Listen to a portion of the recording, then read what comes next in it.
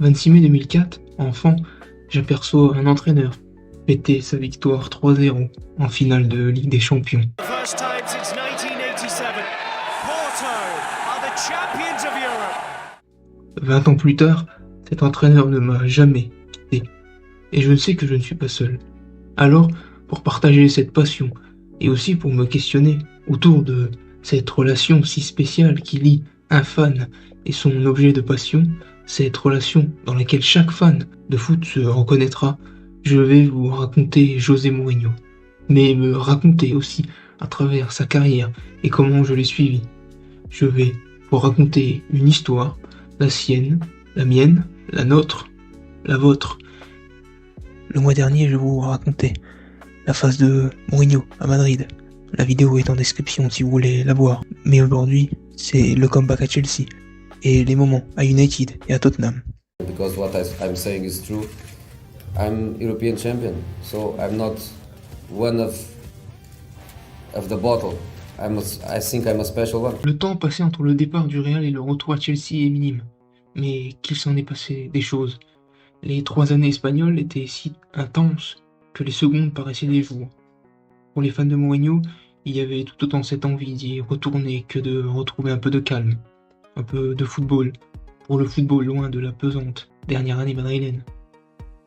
Le ton est donné dès son annonce de retour à Chelsea et sa conférence de presse. Après l'intronisation en 2004, excite le Special One, José maintenant de Happy One. If I have to choose a nickname for this period, I would choose the Happy One because I'm very happy. Le 20 mai 2013, la page Madrid s'achève. Le 3 juin, le retour est signé, déjà. Le cœur léger, le passé oublié. La première conférence de presse à Chelsea était impertinente, clinquante. J'avais vu un jeune entraîneur ambitieux, vainqueur de la Ligue des Champions avec Porto, prêt à conquérir l'Europe du foot, le tout avec des yeux d'enfant. Celle du retour, la deuxième, les choses ont changé. José a changé, j'ai changé. On a maintenant de la bouteille et un vécu en commun. Mourinho a 50 ans, j'en ai presque 18. Le plus important, c'est la différence avec Madrid. Le plus important, c'est la différence avec 2004. Il n'y a pas de table à retourner là. La table est acquise. J'ai la même nature, je suis la même personne, j'ai le même cœur et les mêmes émotions quand je pense à ma passion et à mon travail. Mais je suis une personne différente, a-t-il dit. C'est exactement ce que je voulais entendre. Tout comme avant, mais avec un peu plus de sérénité. Tout comme avant, mais un combat sans douleur. Une révolution sans le sang. Est-ce utopique? Du foot serein? Un peu. Beaucoup quand même. Mais les discours sont faits pour ça. Pour apaiser les cœurs. Pour se projeter vers l'avenir. Et on commence la saison en douceur. Avec une super coupe d'Europe. Chelsea affronte le Bayern Munich. Le Bayern de Pep Guardiola. Pardon? C'est pas possible, ce n'est pas possible. Mais pourquoi? On avait dit sérénité. Le pire du pire dans le pire, c'est que le Bayern avait remporté la finale de la Ligue des Champions de l'année dernière face à Dortmund. Un Dortmund qui avait éliminé le Real Madrid de Mourinho. Et que Chelsea avait battu Benfica en finale de C3 avec un but à la 93e minute. En tant que fan de Mourinho, en tant que fan de Benfica, les démons reviennent. Je voulais de la sérénité et cette foutue super coupe me ramenait d'emblée aux horreurs du passé. Peu importe, ce n'est qu'une finale de Super Coupe d'Europe, une compétition inventée par l'UEFA pour faire un match de plus dans la saison. Défaite au tir au but, après une égalisation à la 121e minute des Allemands. Cette même équipe qui avait éliminé le Real en demi de C1 2 ans plus tôt. Bref, on avait dit Happy One, on avait dit sérénité, alors on oublie. La première année n'aboutira à aucun titre. Les parcours en coupe sont anecdotiques, une 3e place en championnat, mais surtout une élimination en demi-finale de la Ligue des Champions contre l'Atlético Madrid. Le 0-0 à l'aller, avant le match à domicile, laissait pourtant place à un espoir, mais une défaite 3-1 au retour. Encore en demi, une 4e fois de suite, José Mourinho. Pire, le Real Madrid remporte enfin sa décima, et on ne se gêne pas pour dire que le fait d'avoir été libéré du Special One a contribué à ce titre. Mais bien sûr, c'est plutôt tout mon travail qui a mené le club madrilène à cette victoire. Il a remonté la barque du Real, il a refait du Real un club qui gagne. Quelle ingratitude. Mais qu'importe, on ne regarde pas les autres. En 2014-2015, Il y a la joie du premier trophée de l'ère Happy, une coupe de la Ligue face à Tottenham avec un but de John Terry, comme un symbole. Je me souviens aussi du titre en première ligue, un troisième pour Mourinho, mais une sensation de première couronne en Angleterre pour moi. Car ce titre, j'ai l'impression d'y avoir vraiment contribué en suivant chaque match, 38 journées, contrairement à lorsque j'étais enfant. Pourtant, comme la saison dernière, il y a toujours un grain de sable, un goût amer. Encore une fois, cela se passe du côté de la Ligue des Champions. Une élimination en 8e contre le PSG. En 8e, contre une équipe française. L'année d'avant, je me souviens de cette joie immense avec un but de Dembaba dans les derniers instants. En 7e, qui avait éliminé ce même PSG. 2-0 après une défaite 3-1 au parc, et ce but magnifique de Pastore qui m'avait fait péter un plomb contre la défense de Chelsea. Je crains un retour de bâton, de la joie d'un but dans les derniers instants aux allures de vengeance. Je le crains, et malheureusement, c'est la colère qui fait avancer, pas la peur. Thiago Silva marque de 2 en se faisant rattraper 2 faux scores pour le PSG. Le PSG.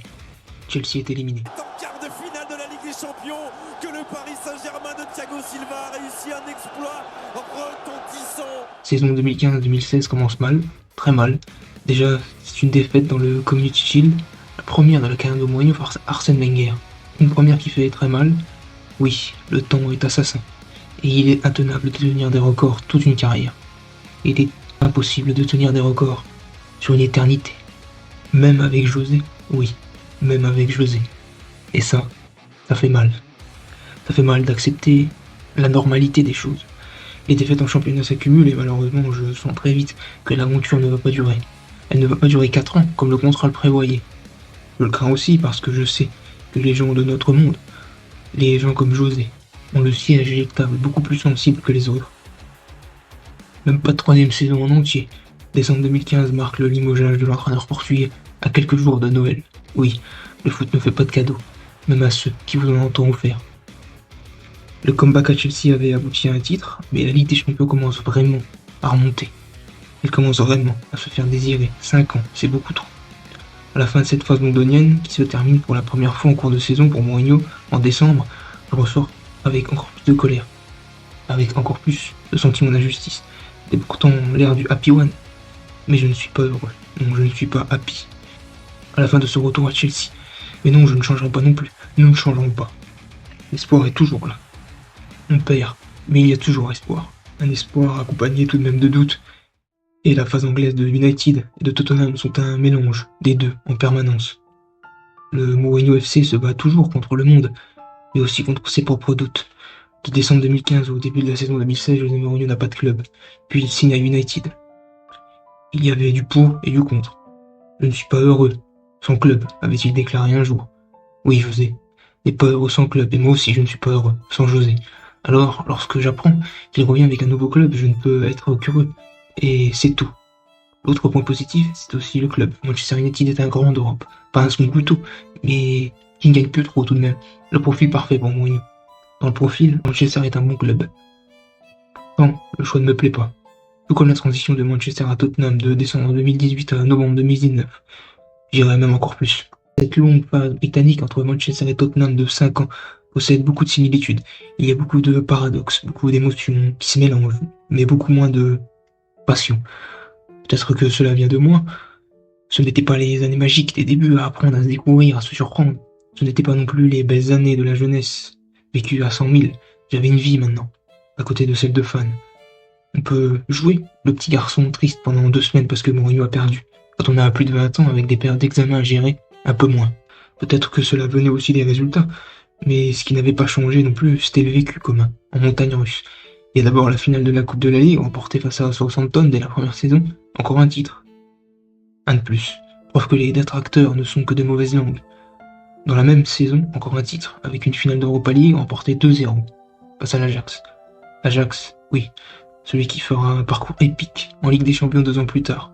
2-0 avec 7 tirs à 17 et 30% de possession. Une victoire pragmatique. La deuxième place derrière Manchester City et la deuxième année avec des moyens et un effectif incomparable. Méritait-elle d'être qualifiée de échec? Non, mais c'est un fait. Ce n'est pas un titre. Décembre 2016, fin du parcours mancunien, avec des tensions dans le vestiaire. Un symbole d'une société qui nous fait face, qui nous dépasse, qui nous efface de plus en plus.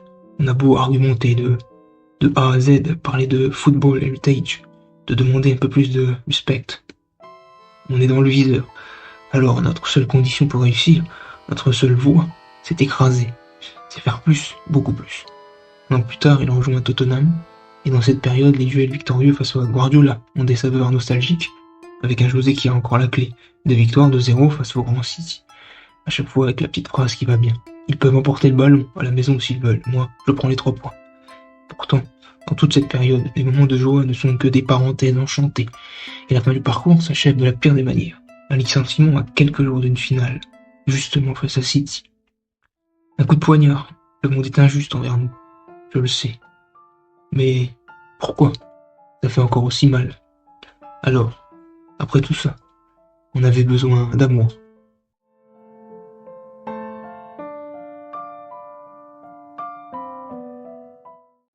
Dans le foot comme dans la vie, les fins sont toujours difficiles car elles sont synonymes de plongée dans l'inconnu. En 2021, après la fin de la période Mourinho à Tottenham, la veille d'une finale, cette fin avait en plus un goût d'aigreur. Heureusement, 2 semaines ont suffi pour que l'espoir